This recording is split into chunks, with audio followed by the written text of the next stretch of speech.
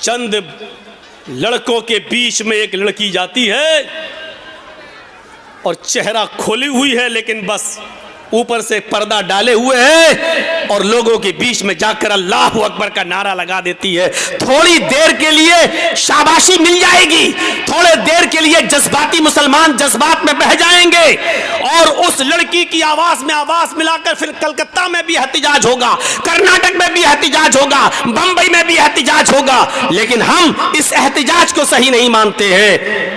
सही तो हम तब मानते जब एक लड़की हिजाब में गई और उसके हिजाब को उतरवाने की कोशिश की जा रही है, उसके हिजाब को उतरवाया जा रहा है, उसके इस हिजाब के उतरवाने की कैफियत को देखकर हम जितने भी मुसलमान हैं और जितने भी मुसलमान बहनें और माएं और बेटियां हैं, इनको इतना गुस्सा आ जाना चाहिए कि अब हमारे जिस्म से इन कमबख्तों ने हिजाब उतरवाने का प्लान बनाया है। आज से हम हिजाब जिद में पहनकर जाएंगे, हम अपने घरों से हिजाब की हिफाजत करेंगे। देखें कौन है जो हमसे हमारा हिजाब नोच सके और उठा सके। अगर उस लड़की के हिम्मत और बहादुरी और हौसले को सलाम कहना था तो इन तमाम औरतों को उस दिन के बाद से हिजाब पहनना शुरू कर देना चाहिए था।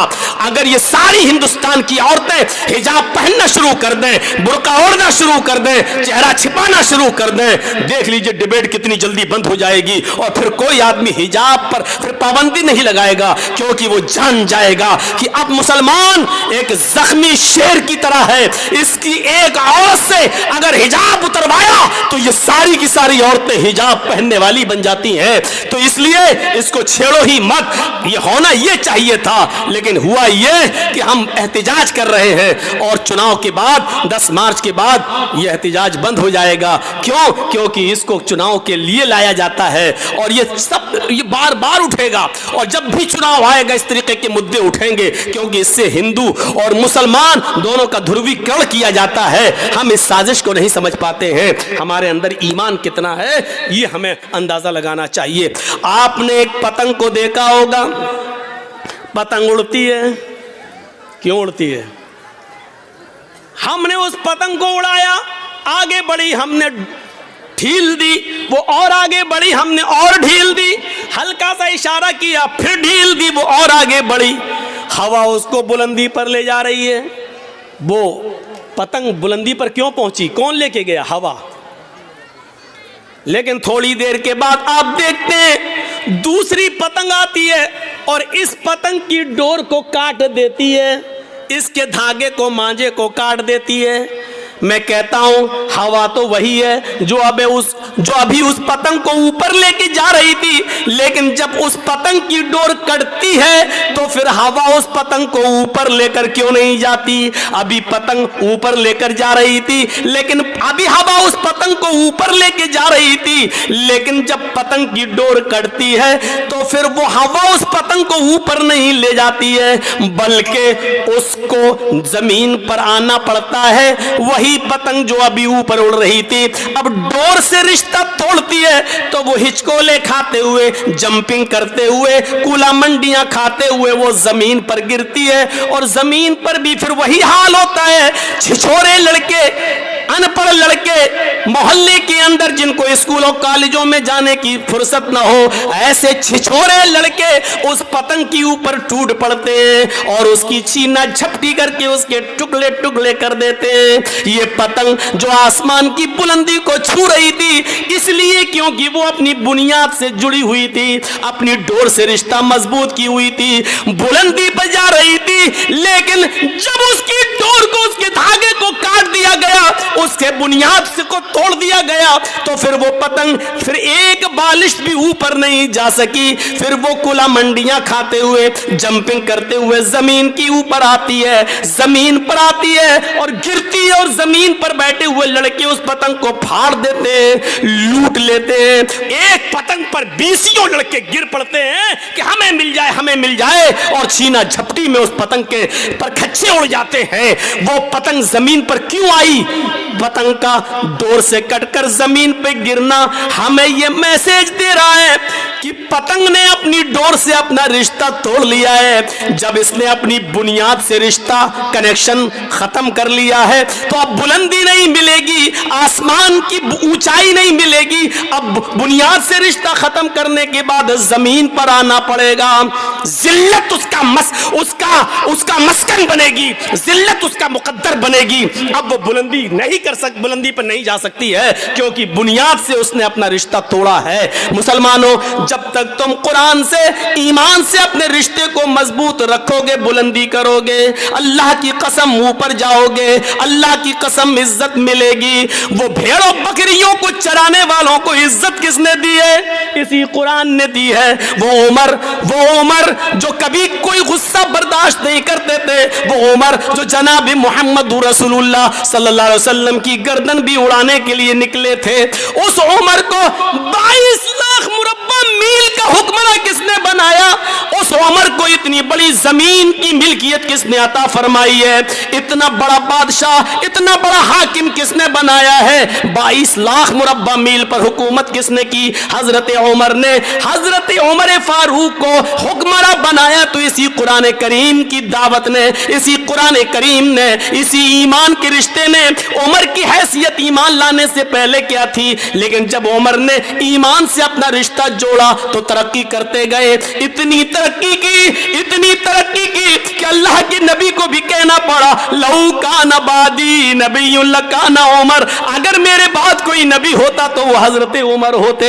उमर ने इतनी तरक्की की कि 22 लाख मुरब्बा मील इतनी जमीन पर उन्होंने हुकूमत करके दिखाई, और इतनी शानदार हुकूमत करके दिखाई कि महात्मा गांधी को भी ये कहना पड़ा कि उमर फारूक जैसी हुकूमत अगर आज भारत के अंदर कायम हो जाए तो देश के अंदर से खून खराबा मिट जाए, देश के अंदर से खून खराबा खत्म हो जाए, अमन और शांति पैदा हो जाए।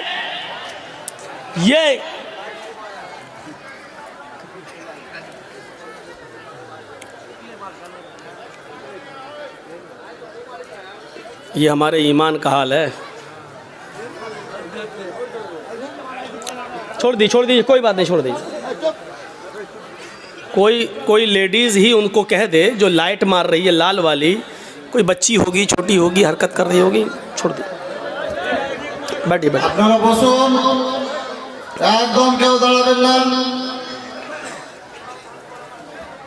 तो मेरी बात आपने अच्छी तरीके से समझ ली है। ईमान से जितना रिश्ता हमारा मजबूत होगा उतना हम आगे बढ़ेंगे, तरक्की करेंगे। इन मिसालों से अब हम समझ गए हैं कि हम जलील क्यों हैं, हम रुसवा क्यों हैं, बदनाम क्यों हैं। इसका जवाब देने की ज़रूरत नहीं, क्योंकि आपके पास इसका जवाब है, आप जानते हैं इसका जवाब, और जवाब देने में कोई हर्ज नहीं। इसकी वजह यह है कि हमारी बुनियाद कमज़ोर है, हमने अपनी बुनियाद से अपना रिश्ता मजबूत नहीं किया। एक और मिसाल देता हूँ। ईमान जिसके अंदर, यानी हमारी बुनियाद जिसके अंदर जितनी मजबूत होगी उसके अंदर उतना ही अल्लाह का डर होगा, और लोगों का डर उसके अंदर बिल्कुल नहीं होगा।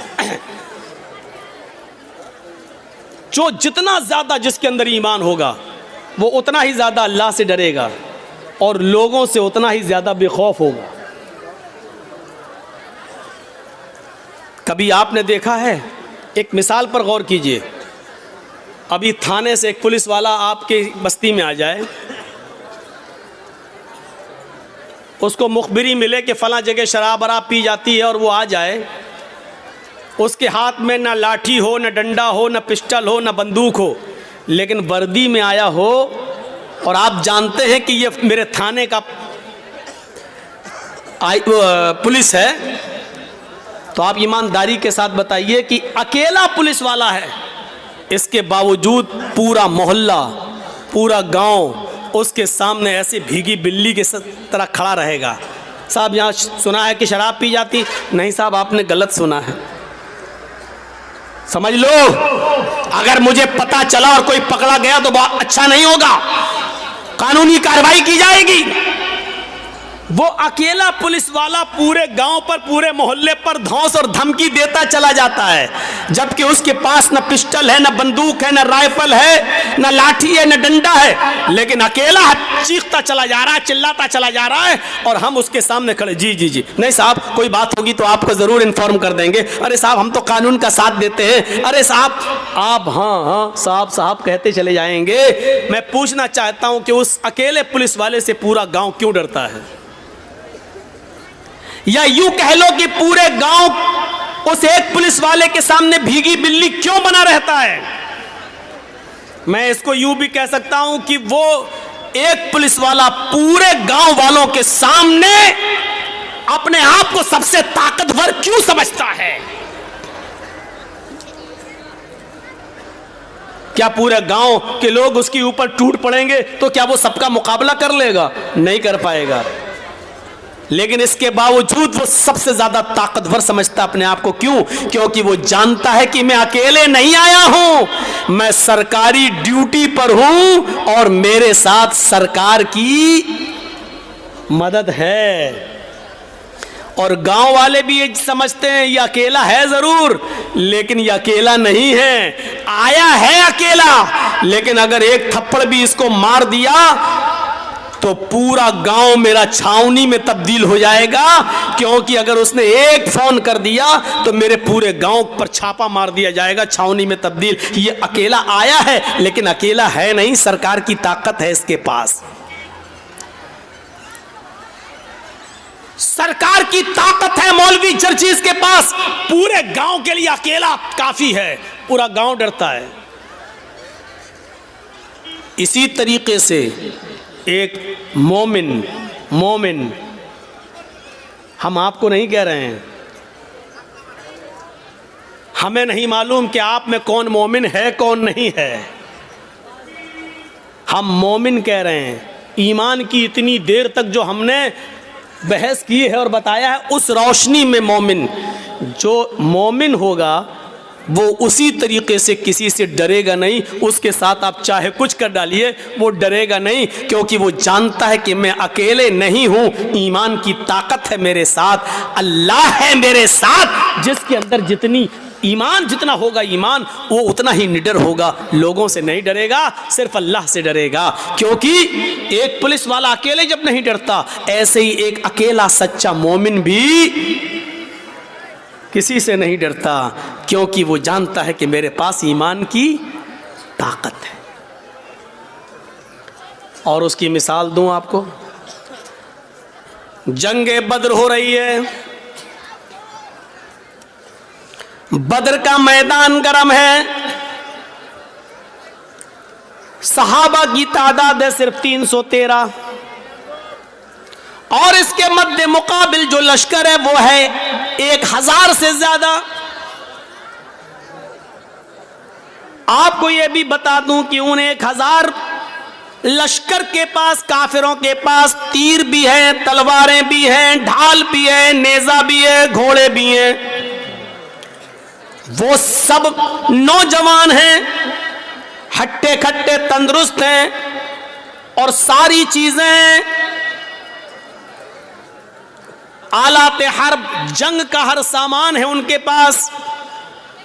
और उनके मुकाबले में कितने हैं? 313। और ये 313 कौन है? जवान, बूढ़े और कुछ बच्चे जब मिलाए गए और इनकी गिनती तब जाकर होती है 313। और इन 313 लोगों के पास, इन 313 सहाबा के पास सिर्फ 2 घोड़े हैं। आलाते हर्ब का हाल यह है कि किसी के पास तीर है लेकिन छोड़ने के लिए कमान नहीं है, किसी के पास कमान है लेकिन छोड़ने के लिए तीर नहीं है, किसी के पास तलवार है लेकिन काफिरों के हमले से बचने के लिए ढाल नहीं है। वो तलवार चलाए लेकिन काफिर जब उस पर हमला करे तो अपना बचाव किससे करे? उसके पास ढाल नहीं है।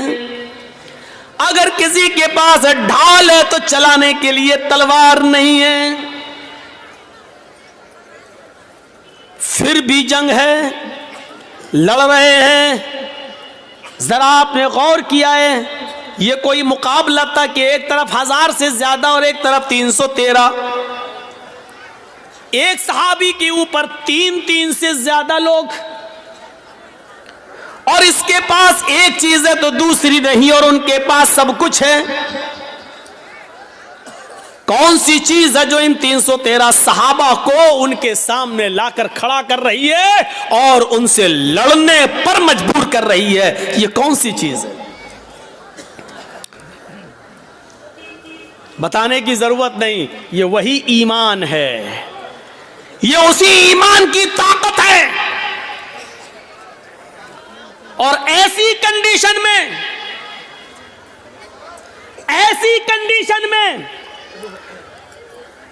अल्लाह के नबी सल्लल्लाहु अलैहि वसल्लम का सर सजदे में है जमीन पर। बद्र के मैदान में एक जानिब आपने अपनी पेशानी कच्ची जमीन पर रख दी है और सजदे में गिरे हुए हैं और ये दुआ कर रहे हैं सजदे में, अल्लाहुम्मा ला तुहलिक हाज़िहिल असाबा इन तहलिक हाज़िहिल असाबा लन तुअबद बादल यौमि क़त्तु। आय अल्लाह, ये मुट्ठी भर जमात, ये मेरे चंद सहाबा, ये 10 साल मक्के की जिंदगी में मेरे दावत और तबलीग का नतीजा मदीना आने के बाद इन्होंने मजबूर किया है। ये मेरी 10 साल की, मैं 13 साल की, ये मेरी मक्के की मेहनत।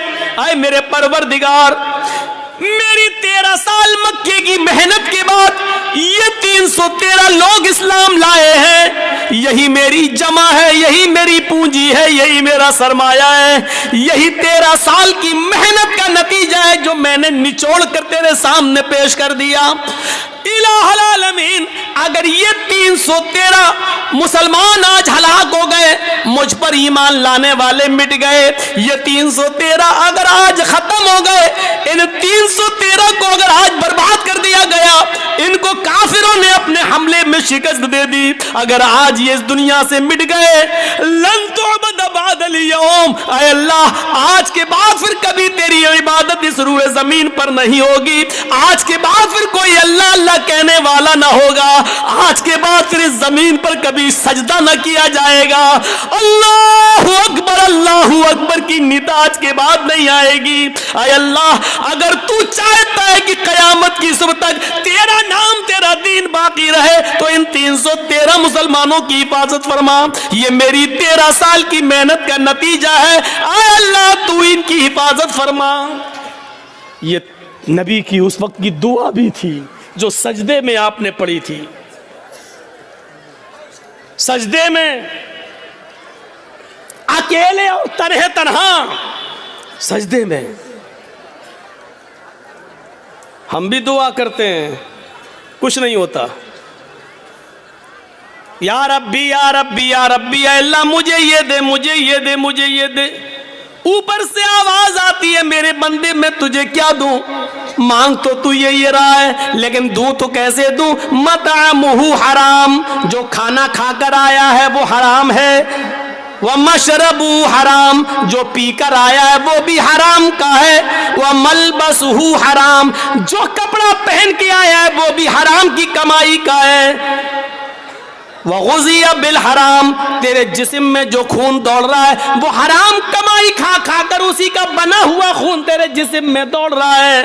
फ़अन्ना युस्तजाबु लिज़ालिक, ओ मेरे बंदे मैं तेरी दुआ सुनूं तो कहां से सुनूं? तू पूरा का पूरा नापाक है।